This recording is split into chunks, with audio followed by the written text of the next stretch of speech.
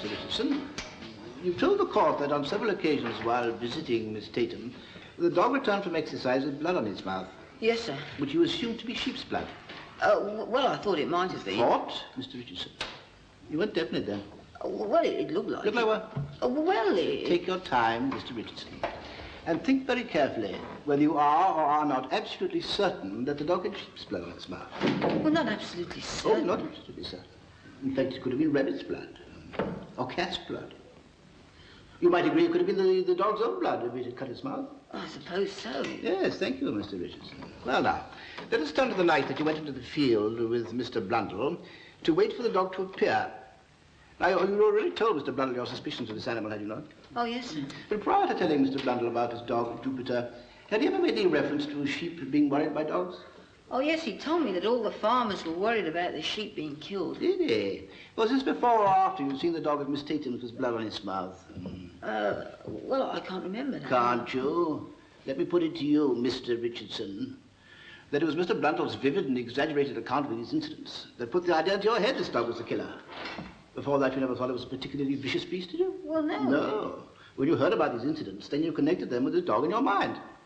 So that when you and Mr. Blundell went into the field that night to lay in wait for this poor animal, we both already decided he was the killer. Is that not so? Well, Yes or no, Mr. Richardson? Well, we just waited to see what happened. I see. You wanted to see what happened. Well, Mr. Blundell took the precaution of having a shotgun with him, did he not? Yes. Yes. And I've told the court in very picturesque detail of what happened in the field that night. A very vivid account, I may say. Very vivid indeed. Now, I want you to say it all over again for my benefit. The exact order of the events of that night. Well, I'm waiting, Mr. Richardson. There you are, sir. Thank you.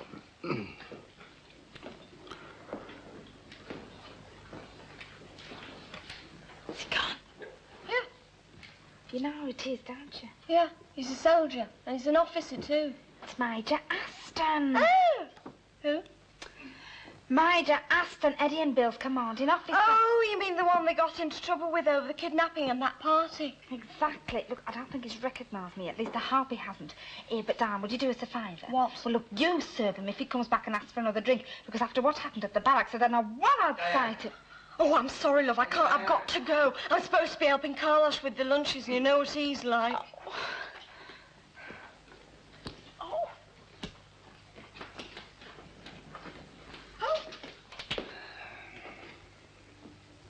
Ah, young lady, we've met before, haven't we? I was hoping to see you here. Was she, sir? I thought I recognized you. Never forget a face, you know. Never forget a face. Well, I trust my men aren't kidnapping you anymore. Oh, no, sir. I must say they took their task a little too seriously that night. Oh, well, that's all right. You know, it's the kind of mistake that anybody could make. Well, you may not have been the famous singer they were after, but from what I hear in the dining hall, you're pretty high on their hit parade. Really? Oh, yes, you made a great impression on them. Oh, by the way, do you know that the battalion's going abroad? Abroad? Do you mean forever? Well, forever is a long time. No, a 3-year tour of duty of the Far East, that sort of thing. You mean they're all going for 3 years? Yes, and they're looking forward to it as far as I can gather. A bit of excitement for them. When do they go? This weekend. We fly out on Monday. Oh, to mark the occasion, we're holding a special farewell ceremonial parade up at the barracks. Should be worth watching. Oh, you mean like at the Trooping of the Colour? Well, perhaps not on quite such a lavish scale, but impressive. Why not come along and wish them bon voyage? Me? Oh, do you really mean it, Major? Yes. There's nothing would put them in better spirits than a pretty girl up there on the saluting base waving them farewell. What about it? Well, I'd love to come. I've never seen a soldier's farewell before. No. Thank you. You may step down now. I reckon that she might get away with this. Her solicitor put up a right good show. Well, they certainly put me through it anyway. Yes, it'll be criminal if she does. Trouble with these lawyers, they're too clever by half. Well, they're taking long enough to make their minds up. Well, I reckon she could get away with it. You think she might? It'll be that clever lawyer's fault if she does. Will you stand up, please? Edith Olive Tatum, the court finds you guilty of the charge. Anything previous, no? No, nothing. Your worships, may I now make a plea against any order for the destruction of this animal? As your worships have heard, there are no previous convictions, and my client has never been in trouble with this animal before. This dog is all she has. She's a lonely old lady. Take away her pet, and you take away her reason for living. Destroy her dog, and you may destroy her. May I beg your worships, therefore, to temper justice with mercy, and make no order for the destruction of this animal. Poor Miss Tatum, I wonder what'll happen to her. Yes. This is a very serious charge. The number of outbreaks of sheep worrying lately is quite alarming, and the bench is determined to stamp out the menace. However, Mr. Canby, your most eloquent plea has caused me to grant a stay of execution. We shall make an order for the dog to be kept under control, well away from the possibility of harming any more sheep. In the meantime, it will be placed in kennels until I have the assurance of your client that she is prepared to observe the terms of the order. I thank your worships. Lucky the Fosters had sent you that postcard from Scotland. Certainly was. It's lucky they were still at the hotel. Angela must be thrilled about it. Yes, she is. They're on their way here now. Should be here early this evening. Wonderful gesture from that old man. Yes. Yes, it was. Very worried, you know, Barry. Stop worrying, please. Angela's in the best possible hands. Yes, I know. Oh, by the way, did I tell you Mr. Gushen said that you were sitting for him this afternoon? I hadn't forgotten. Well, here we are home again, Miss Tatum. You think you'll be all right now? You're not going? Oh, well, I can stay if you want me to. Oh, I'd hoped you would. I've got some lunch ready. Oh, don't worry about Miss Tatum. I can get something when I get back home. See, here it is, already. I laid it before I went to court this morning. Well, I had to do something to keep my mind off poor Jupiter. Yes, I'm sorry about that, Miss Tatum, but, well, I had to give evidence. I mean, I had no other choice. You did your duty. Yeah, but your lawyer certainly put me through it. He tied me up in knots. Oh, Mr. Canby's a very clever man, but he couldn't save poor Jupiter. I expected a fine, you know, but not for poor Jupiter to be destroyed. Yes, well, they did alter the verdict, Miss Tatum. I mean, you could still save him. How, Sandy, how? You heard what the magistrate said. Mr. Canby explained it to me afterwards. Jupiter has to live in a city. He wouldn't like that. He's been used to roaming the countryside. The wide open spaces and all that, you know. Besides, where would I go? I'm too old to uproot and move elsewhere now. Yeah, but surely you'd think about a move to save Jupiter, Miss Tatum. I mean, after all this trouble, I should have thought that a change of scenery would do you good. I'm going to have to move away myself soon. Where are you going? I'm going to go to Portsmouth. I've got a place at the College of Technology there for the journalist training course, so I'm going to have to get used to a strange place. Portsmouth, my hometown. You'll love it, Sandy. You must go and see Nelson's flagship, the Victory. It's quite a change from Birmingham, mind you, but it's a wonderful place. I own a house down there. Do you remember I told you? It was left to me by an aunt who died recently. How long are you going for? 3 months. Right. I'm coming with you. What do you mean? Well, don't you see? It's the answer to everything. I'll move into my house down there. You can be my lodger. And what's more, Jupiter can come with us and live safely in a big city. All our troubles are over. Oh, well, great. Marvelous. I must phone Mr. Canby right away and let him know so that he can tell the court. But first, we must celebrate. Oh, I'm so excited. I can hardly believe it. After all these years in these parts, I'm really going to make a move again. Yes, well, I've got nothing to worry about at all now. Wait till I tell Mum about this. Oh, just think of it. Only an hour ago, I thought my little world had crumbled. And now, I feel as if I've been given a new lease of life. Sandy, a toast. Anchors away.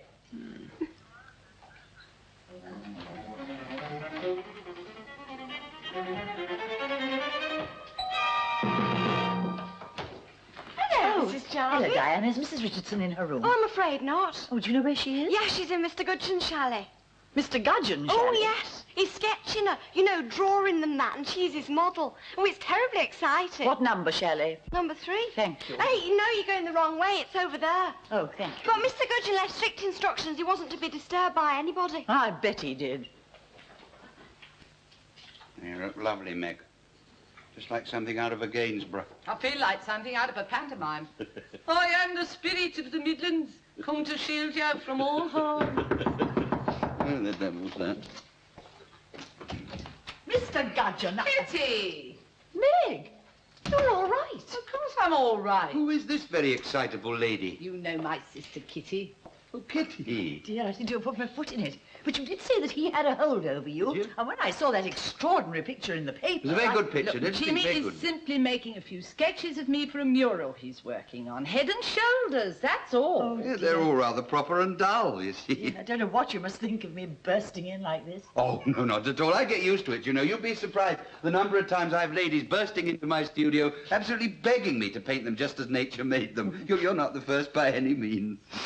She's rather sweet.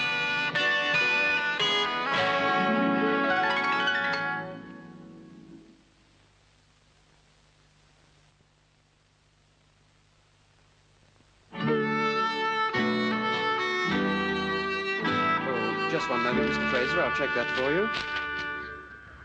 Yes, everything's here, sir. Oh, that's grand. Oh, they are in the name of Fraser, I take it. Tell you why, because I bought them off a man named Raphael, and I just didn't want there to be any mix-up over passports and things. There's no need to worry, sir. They're booked in the name of Mr. and Mrs. Fraser. Oh, that's fine.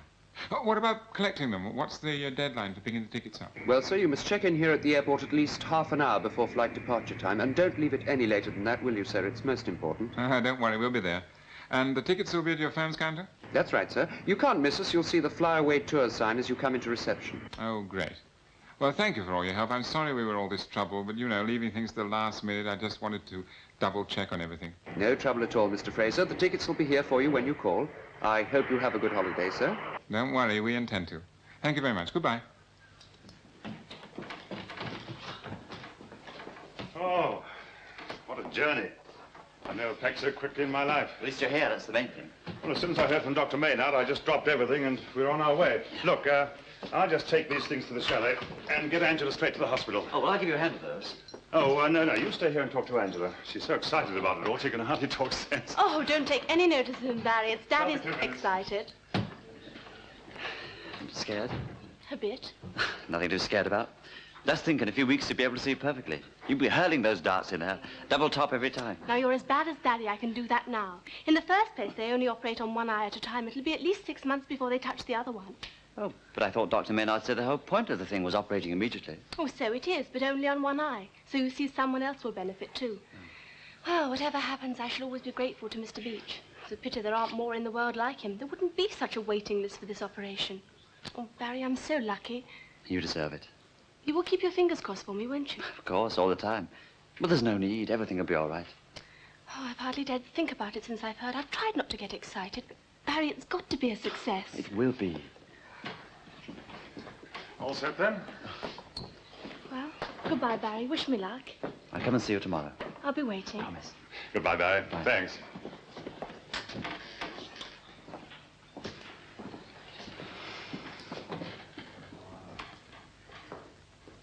Oh, madre mia. Oh, look at his piping. I do so want him to be superb. He will not come strike! Carlos, you know, would you just mind trying to work a little bit more quietly? I'm trying to write my speech. Your speech? Your speech? What is your speech got to do with my cake? My speech means as much to me as your cake does to you. How's this for a start? Ladies and gentlemen. She's very nice. Ladies and gentlemen, I'm honoured this afternoon to be able to propose this most important toast. I think it was George What do you Bernard... mean you think? Either you know or you don't know. Yeah, well, that's a bit of gamesmanship, you see, Carlos. I mean, you pretend you've just thought of this important quote when you've had it written down all the time, really. Mr. Gudgeon taught me that. Oh, look at us grumble. Uncle Andy was in the Navy for many years, but today he's set out on the most important voyage of all, across the seas of life. That's good, isn't it, eh? Please! Why do you push me like this? Sorry, Not one more word out of you and I'll do all your right. cake.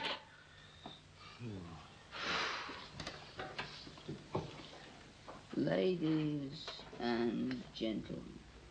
Lady.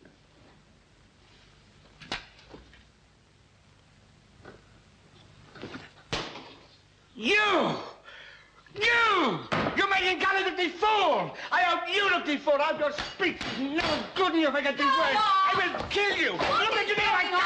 Look what you did to my cake! Oh, no! Me like a banshee. I will scream like a banshee! I've iced his cake! And what has he done? He's come and stabbed you with his pen! That's what he done! I will kill you! He'll come near his cake again! What are you doing in here anyway? Oh, my God, I'm trying to you're write ruining my my words. speech. I happen to be the best man. I know. Well, you can go and write your speech in your room. Well, there's no one to practice on. At least I can read bits of it to Carlos. Not that he appreciates Sandy, it. Carlos has enough to do without you coming in here and interfering. Now, take your speech to your room and write it now.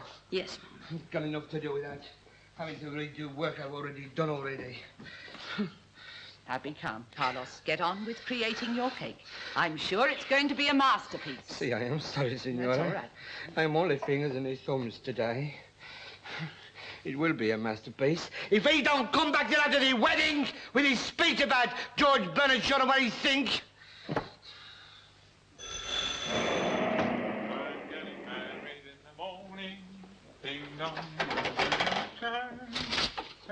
Oh, may I come in? I want to have a word with you. Actually, I'm going out. Well, I should have been gone by now. It's my farewell night bachelor party, and the lads are waiting for me at the pub. It won't take a few minutes, I promise. It's, just that I want to apologize. What for? For my stupid behavior during all this. I'm sorry. I wish you and Ruth all the luck in the world. Thanks. I'm sorry I was a bit offhand when you called, but, well, I was thinking about the party, you know. Hey, listen, why don't you come? Well, I'd love to, but I don't like leaving Sarah alone. Oh, yeah, how is she? Oh, she's much better, but I don't like leaving her alone for too long. We're going away on holiday. That should put her back on her feet again. Yeah. Well, I'm sorry you won't make the party, but, well, look, why don't you come and join us, eh? Have a drink now. All right, a quick one. Come on.